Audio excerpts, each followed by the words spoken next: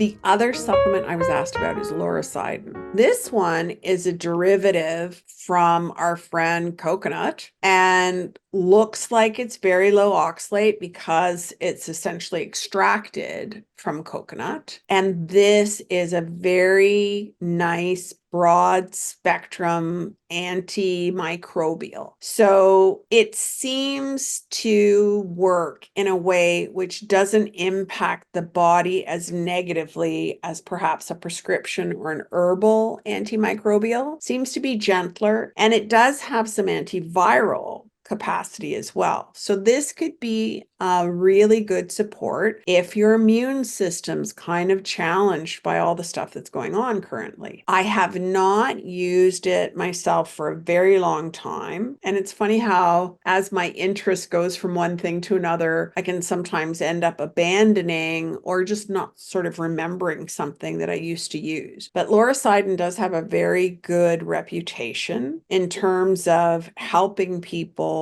with things like chronic infections or maybe even conditions like SIBO. It's just not necessarily a get out of jail free card again. So worth looking at. You can also see it like as a substance called monolaurin. So that's another way that you might see it. And, I think it's probably worthwhile to have as one of the things that you would consider if you were dealing with more issues with either gut microbes or viruses, where you're trying to support your body to be able to get rid of the bad guys. Over time, though, I can say that going lower oxalate has been very good for getting my immune system back into a better shape so that it deals with bad guys more effectively. As long as I don't let my stress get too high, I seem to do a lot better. And, from my standpoint, one of the things I really like, which would be something where maybe you combine a monolaurin with, is NAC. Taking NAC helps your body to make glutathione, and that's always helpful when your body's dealing with any kind of stress, but even particularly with viruses and again with microbes. The nice thing about NAC is it seems to help our immune system like resist infections. So it may actually be providing us with some anti-infective